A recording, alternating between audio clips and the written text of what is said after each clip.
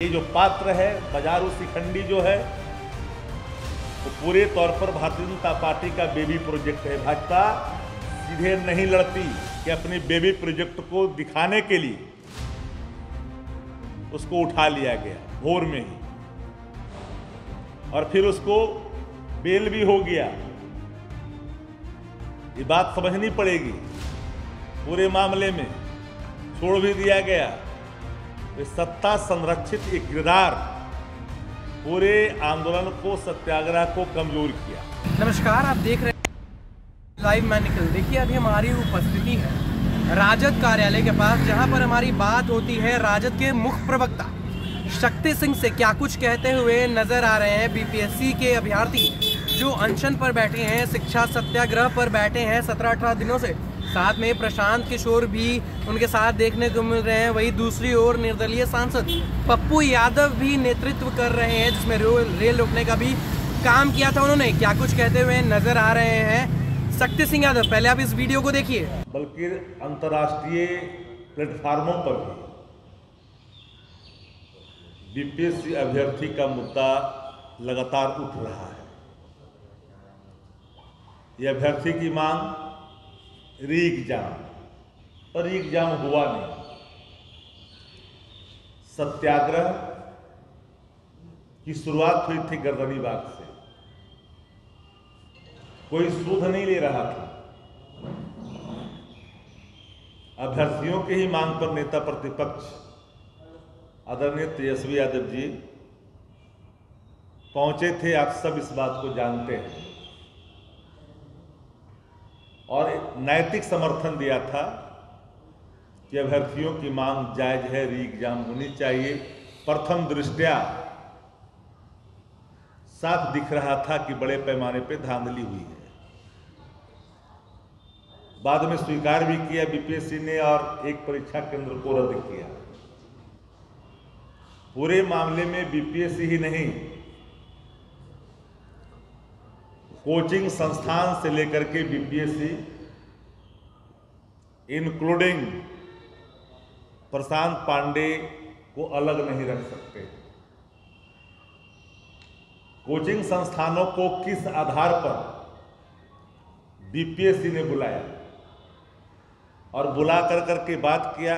जब री एग्जाम की बात कर रहे थे अभ्यर्थी, तो नॉर्मलाइजेशन की ओर ध्यान को भटकाने में कोचिंग माफियाओं की बड़ी भूमिका रही।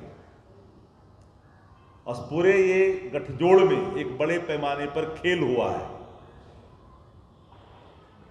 अगर तफ्तीश हो, इसकी सीबीआई जांच हो,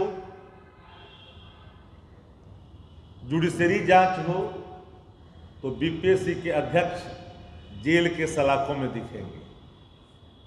जो लोग साक्ष्य पूछ रहे हैं, साक्ष्य जुटाना सरकार का दायित्व है।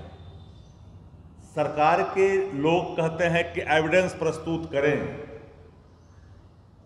फिर गवर्नमेंट का क्या काम? जब जनता ही इन्वेस्टिगेशन रिपोर्ट आपको सबमिट करेगा तब कार्रवाई करेंगे। एक बड़ा सवाल सामने है। और कोचिंग माफियाओं ने पूरे ही इस सत्याग्रह को जिस तरह से मोड़ने की कोशिश की, एक अलग दिशा देने की कोशिश की। हालांकि अभ्यर्थियों ने कोचिंग माफियों को भी इशारों में करारा जवाब दिया।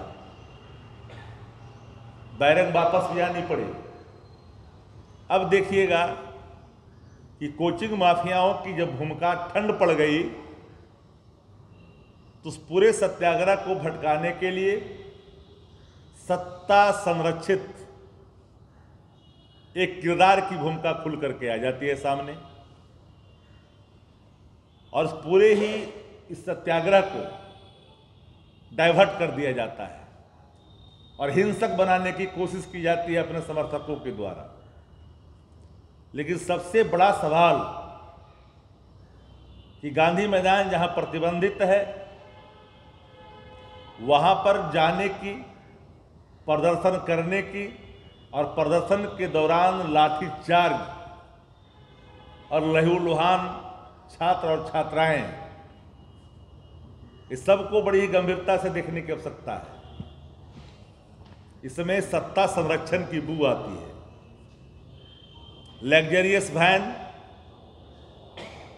किसके? सत्ता संरक्षित कॉरपोरेट जगत उस संस्थान को मंथली कितना फाइनेंस कर रहा है? एक पूर्व सांसद जो भारतीय जनता पार्टी के हैं, उनकी भूमिका क्या है? हम शुरू से कह रहे हैं कि ये जो पात्र है बाजारू शिखंडी जो है, वो पूरे तौर पर भारतीय जनता पार्टी का बेबी प्रोजेक्ट है। भाजपा सीधे नहीं लड़ती, अपने लोगों को कई रूपों में खड़ा करती है। उसका एक नमूना है जहां बिहार अपराध से त्राहिमाम कर रहा है, पुलिस की तत्परता वहां दिखनी चाहिए, वहां नहीं दिख रही है। बिहार में अपराधी बेलगाम है, 156 से अधिक हत्याएं हो रही है, वहां पुलिस की भूमिका नहीं दिख रही है। हमने जब कल निर्णय लिया कि संवाददाता सम्मेलन कल किया जाएगा, तो मैंने देखा पुलिस की सक्रियता कि अपनी बेबी प्रोजेक्ट को दिखाने के लिए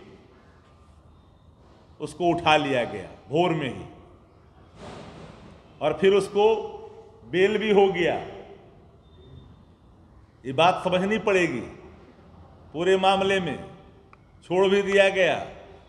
तो सत्ता संरक्षित एक किरदार पूरे आंदोलन को, सत्याग्रह को कमजोर किया। और ये सत्ता संरक्षित जो शक्ति सिंह यादव ने निशाना साधते हुए प्रशांत किशोर पर हमलावर होते हुए नजर आए हैं। स्पष्ट रूप से उन्होंने कहा है कि ये जो जनसुराज के सूत्रधार हैं, ये बीजेपी की बनाई हुई बी टीम है। अक्सर राजद के कार्यकर्ता का कहना है कि जनसुराज भाजपा की बी टीम है, हालांकि भाजपा भी यही कहती है कि वो राजद की खड़ी की गई बी टीम है। साथ ही साथ शक्ति सिंह यादव ने ये भी कहा कि जिस तरीके से इसमें कोचिंग संस्था भी शामिल हैं, जो गिरोह चलाया गया है, जिस तरीके से धांधली हुई है, इसमें जिस तरीके से कोचिंग संस्था भी, इसमें नाम उसमें कोचिंग संस्था का रहा है। हालांकि जो अभ्यर्थी हैं उन्होंने पलटवार करने का काम किया है, इशारों में जवाब दिया है कोचिंग संस्था को। साथ में उन्होंने ये भी कहा है कि जो सरकार है वो अंधी हो चुकी है। बड़ा ही दिलचस्प रहेगा कि आने वाले समय में क्या कुछ होता है, आपको बताते रहेंगे। तब तक के लिए देखते रहिए बिहार डीलाइव। धन्यवाद।